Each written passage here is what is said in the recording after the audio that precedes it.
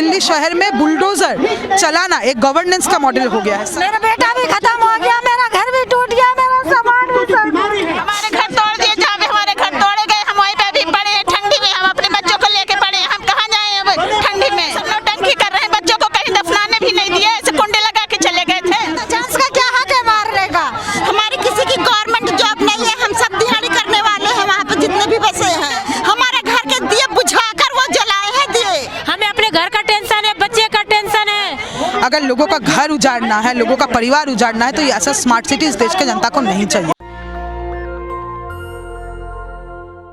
नमस्कार, मैं ज्योति आप सभी का नेशनल दस्तक पर स्वागत करती हूँ। दरअसल इस वक्त मैं जंतर मंतर पर मौजूद हूँ। आप मेरे पीछे देख सकते हैं कि कैसे कई सारे लोग जिनका कहना है कि वो बेघर हो गए हैं यहाँ पर एकत्रित हुए हैं। राजधानी दिल्ली में मजदूर गरीबों के घर उजाड़ना बंद करो। चलिए इन्हीं महिलाओं से, इन्हीं पर जिनसे आप बीती हुई है, इनसे बात करते हैं। क्या नाम है आपका? हमारा नाम है उर्मिला देवी। कहाँ से आई हैं आप? हम खरगगांव विधानसभा से आए हैं। हमारे घर तोड़ दिए गए हैं, हमारे घर तोड़ दिया। हमारी यही मांग है कि हमें कहाँ रहे अब ठंडी में, हमें वहीं पे बच्चों को लेके पड़े हैं। घरों से बेघर किया है आप लोगों को। हमारे घर तोड़ दिए, जहाँ पे हमारे घर तोड़े गए हम वहीं पे अभी पड़े हैं ठंडी में। हम अपने बच्चों को लेके पड़े हैं, हम कहाँ जाएं अब ठंडी में। हमें सरकार से यही मांग है कि हमें हमारी छत तो छीन ली, अब हमें वहीं पे जगह दे, हमारी दोबारा घर बसाएं वहीं पे, या तो हमें वहाँ से निकाले तो हमें कहीं बसाने के लिए जगह दें। घर तोड़ने का कारण क्या बताया है आप लोगों को? नहीं बताया, ऐसे आया जब सब बच्चों को घर में थे, पढ़ने गए थे, वहीं पे बस में लॉक कर दिया गया था। अब कुछ बच्चों को भी नहीं आने दिया, न सामान निकालने दिया, सारे उसी में दबा दिया तोड़ फोड़ करके। आप लोगों को कोई नोटिस नहीं दिया गया? नहीं दिया, कुछ भी नहीं दिया। नोटिस में आए सीधा बुलडोजर लगा दिया। अब फिर हम लोगों को ना सामान निकालने दिया, ना कुछ भी नहीं करने दिया। हमारे वहाँ पे वो एमएलए आए, उसे भी कुछ नहीं नोटिस दिखाया गया। कितने लोगों के घर तोड़े गए हैं? 60-70 लोगों के घर तोड़े गए हैं। 60-70 लोग अभी लोग यहाँ जाके तोड़े गए, 60 घर बीच में जाके तोड़े गए। हाँ, नहीं साइड में नहीं, बीच में जाके तोड़े गए हैं 60 घर। और हमें बिल्कुल भी नहीं बताया गया, बच्चे को भी नहीं निकालने दिया। हमारा बच्चा भी उसमें खत्म हो गया, मेरा बेटा भी खत्म हो गया, मेरा घर भी टूट गया, मेरा सामान भी सब। हमें अभी तक हमारा मकान नहीं मिला, नहीं बना।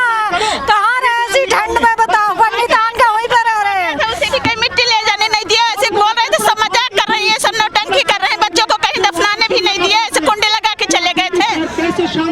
देखिए एक माँ कितनी ज्यादा परेशान है। इन्होंने लिखा हुआ है कि पुलिस ने की महिलाओं पर लाठीचार्ज भी हुआ। मेरे हस्बैंड को मारा था, मेरे हस्बैंड को मारा पुलिस ने, और वाले जेंट्स पुलिस ने लेडीज को भी मारा था।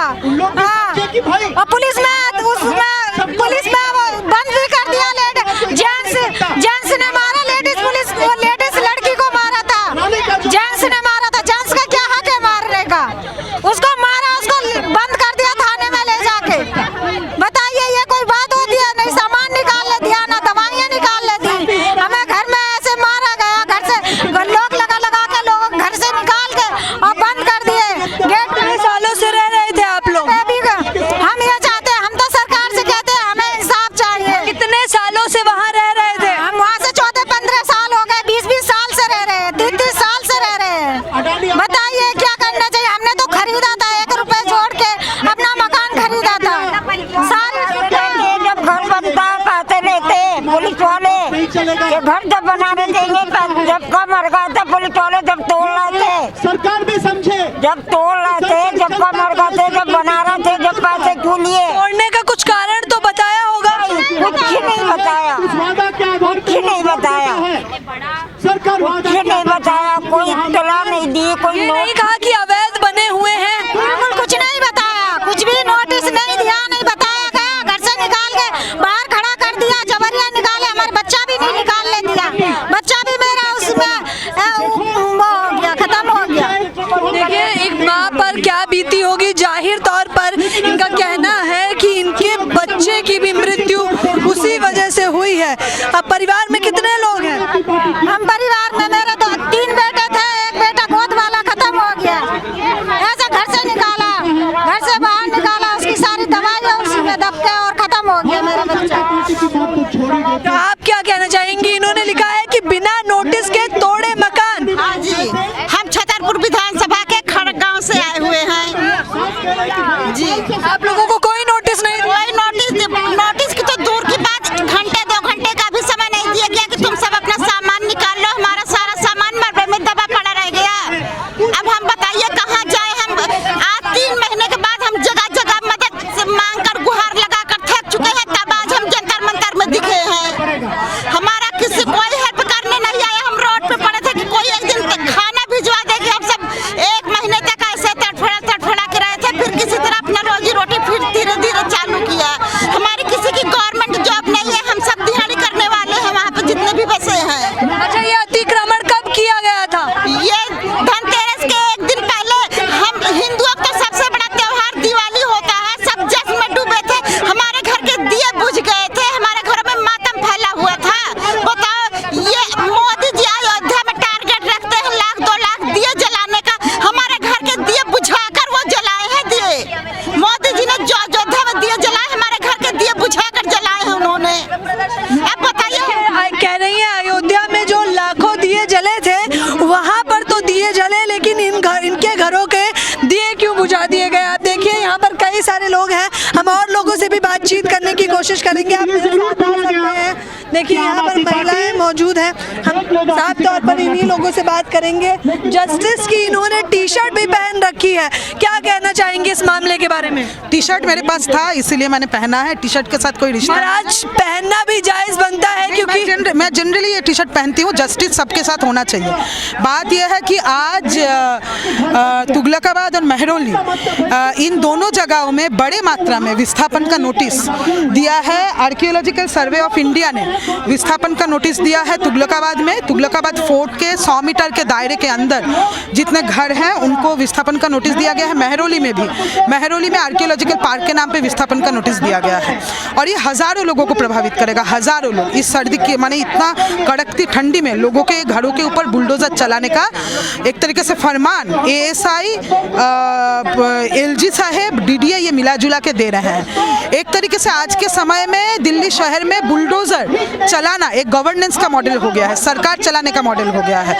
बुलडोजर चलाइए और उसको प्रचार कीजिए कि हम कारण क्या बता रहे हैं कि बुलडोजर चलाएंगे? कुछ कारण तो पता है? कारण क्या है? कारण सबको पता है। जब भी बुलडोजर चलती है तब बोला जाता है एनक्रोचमेंट है, अनऑथोराइज्ड कॉलोनी है। और क्या कारण है? दिल्ली शहर में 70% बिल्डिंग अनऑथोराइज्ड है, 70%। और इन अनऑथोराइज्ड बिल्डिंग्स में रहते कौन है? मेहनत कश लोग जो दिल्ली शहर को चलाते हैं। हम आप जहाँ रहते हैं मुझे आपका नहीं पता, मैं तो जहाँ रहती हूँ वो भी अनऑथोराइज्ड बिल्डिंग है, 70% बिल्डिंग। कुछ लुटियंस दिल्ली को आप छोड़ दीजिए, लुटियंस दिल्ली के बिल्डिंग्स को छोड़ दीजिए, कुछ अपर क्लास कॉलोनीज को छोड़ दीजिए, पूरा का पूरा दिल्ली अनऑथोराइज्ड है। कारण क्या है? कारण यह है इस शहर में जो मेहनत कर रहा है, इस बिल्डिंग को जिसने चलाया बनाया, जो अभी वहाँ आपका सेंट्रल विस्ता बना रहे हैं, ये मजदूर कहाँ रहेंगे?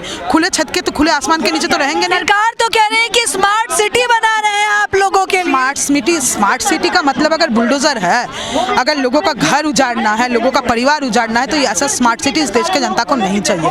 बुलडोजर बहुत बड़ी बात इन्होंने कह दी। इन्होंने कहा, और एक बात कहना चाहूंगी, तुगलकाबाद में जो 100 मीटर के दायरे में, फोर्ट के 100 मीटर के दायरे में जितने लोग घर बसते हैं उन सब लोगों को नोटिस दिया गया। इंटरेस्टिंग बात क्या है पता है?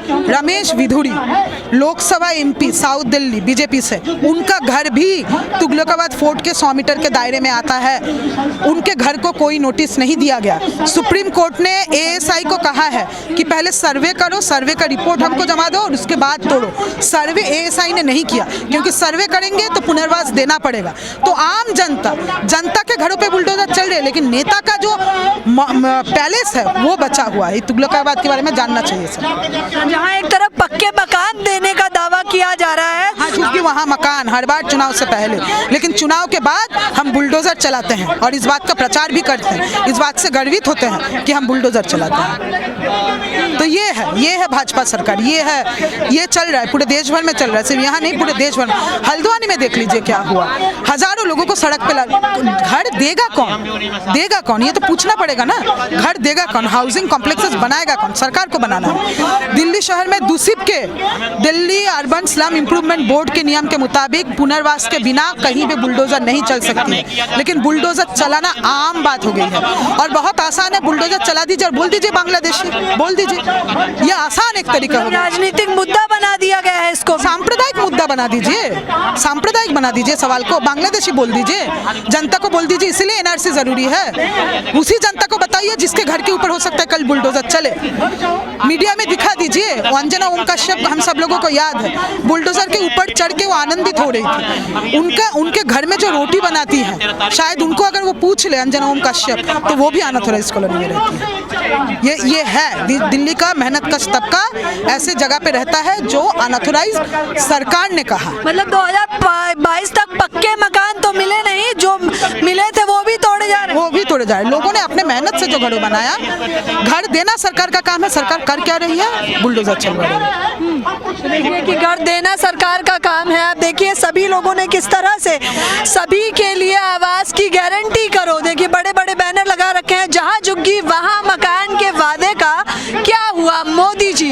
ये सारे सवाल मोदी जी, बीजेपी, भाजपा से पूछे जा रहे हैं। देखिए पुनर्वास के बिना कोई विस्थापन नहीं सहेंगे, क्या कहेंगे आप इस पर यही कहेंगे, हमको जो घर दे दे, हमारे बच्चे लोग को जो रोड पर कर दिए हैं, हम तो वैसे ही नहीं बैठे हुए हैं। हम लोग तो जब घर बनाए तो किला वाला अलग पैसा लिए, पुलिस वाले अलग लिए, सब लिए पैसे, तब ना घर बनाने दिए। उसी दिन बोलते नहीं बनाने, खरीदे भी हो तो नहीं बनाने देंगे, तो सब पैसे ले लेके घर बनाने दिए। पुलिस वगैरह ने पैसे ले लिए, घर बनाने दिए। हाँ, अब रहने की बारी आई तो निकाल दिए।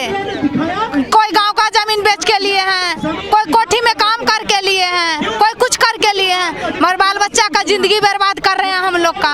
अब कहाँ जाएंगे हम लोग को? वही व्यवस्था उपलब्ध कराई गई है आप लोगों को कि वहाँ जाइए आप लोग? नहीं, कुछ नहीं किया गया, सीधे नोटिस दे दिए हैं घर खाली कर देने के लिए। तो हम लोग कहाँ जाएंगे? रास्ता पर जाएंगे बच्चे को लेके? बच्चा सबको पढ़ाई लिखाई है, परीक्षा आने वाला है, कैसे बच्चे लोग हमारे लोग का पढ़ेंगे? जाहिर तौर पर परीक्षा का भी नुकसान हो जाएगा इनके बच्चों का। वोट देने के टाइम पे तो सरकार याद करती होगी आपको। सरकार घर घर आके बोलते हैं जहाँ झुग्गी तहाँ मकान, मगर आज उनका वादा कहाँ गया? तो बात भी नहीं करते, सीधे नोटिस भेज दिए। और कब तक का समय दिया है आप लोगों को? 24 तारीख तक का। 24 तारीख तक को हम 24 जनवरी? हाँ, यही 24 जनवरी को तक का। बताइए, मतलब हफ्ते भर से भी कम समय रह गया है और इन लोगों को कहा गया है कि मकान से निकल जाओ। आप लोगों का भी यही हाल है? हाँ जी। क्या नाम है आपका? कविता देवी। कविता देवी जी कहाँ से आई हैं? तुगलकाबाद गांव से। क्या कहना चाहेंगी इस मामले पर? हमें घर चाहिए, घर से कहीं नहीं जाना, जहाँ घर है वहीं रहना है, घर से नहीं निकलना है, और यही चाहिए और कुछ नहीं। सरकार से लड़ाई करना, नहीं झगड़ा करना।